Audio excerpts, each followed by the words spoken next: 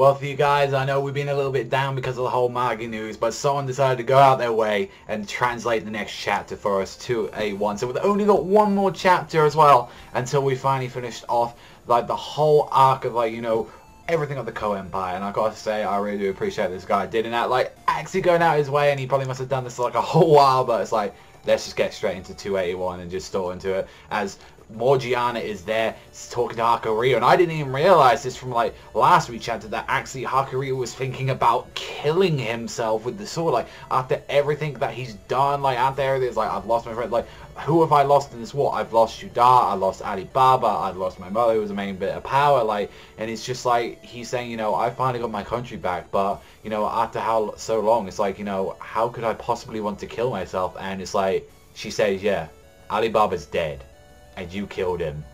And she's like, and he's just thinking about it, it's like, fuck, yeah. And he's like, yeah, I'm very regretful. And it's like, why? Because I feel like if I said to you right there, if I actually loved you, and I like that, if I didn't stop you from going on this journey, it feels like I killed Alibaba myself. And it was like, and we stopped you from leaving, maybe just the future would have been different if we all kept on that same journey. And just Hakuryu is just saying, there's like, it's not like that. And it's just like, you love them, don't you? And it's just like, and she's like, yeah, I didn't understand it at first, and it's like I finally noticed what my heart's been telling me, and it's like, yeah, I liked him, like I think that's what love is. And he's just there like, yeah, I see, then you must really hate me. And she's just there. It's very weird to see Morgiana, she's getting a composed, because we never see Morgiana really freak out like that, because she's never really been able to voice her emotions. I feel like this would have been one of the times to see like her like just scream out saying, you murdered him, you killed his children, like, you know, do some Game of Thrones shit kind of like that.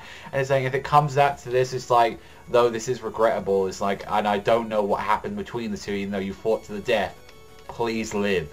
In addition, please complete the goals that you set for yourself. And it's like, reclaim your country, do everything. And it's like, I will always be by your side, together with Aladdin, like Hakuryu. Never forget that. And in the future, if you try something like that, just happen again, I am going to stop you this time.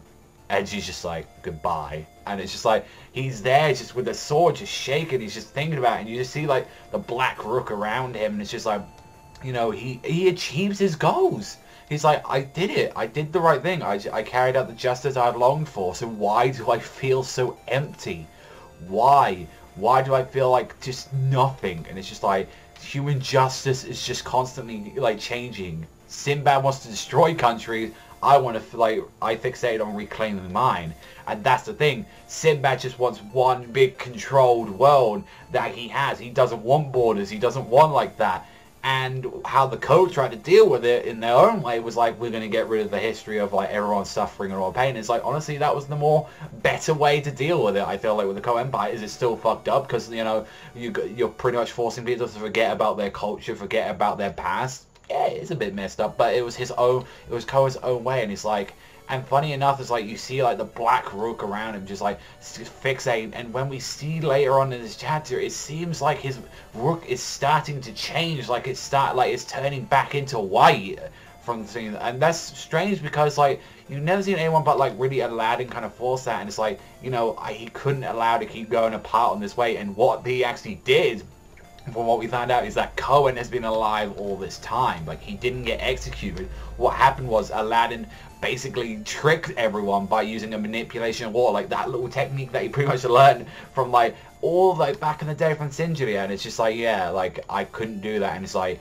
yeah, you're gonna live there with Koumei, you're gonna live there with like Koha, and he's just like, you know, surviving like this, even this is a blessing, like that. Seeing it, like, just being together with his brothers, and just like, it was kind of sad just to see him, like, they were just crying and they were just holding on. It's just like, just so emotional. And funny enough, when I saw the Rawfist, I thought this last panel was something completely different. But it's like, when you saw like Aladdin just disappear, it's like, oh look, there's, you know, Kyogoku, and it's like talking to Hakuryu, and she's like, oh yeah, I swear to you, Majesty, I'll be loyal to you. And it's just like, and Hakuryu is just like, I feel so bad for her, you know, being forced to, by Sinbad to betray her own country and people. She's there, smiling off as Hakuryu disappears, like grasping her arm, ripping the flesh off her own fucking hand. It's like, I am never ever forgive you, Sinbad, like that. So she knows now at this point, it's like, no fucking matter what, you can't change something like that. She knows that she's being manipulated, and she knows that it's Sinbad.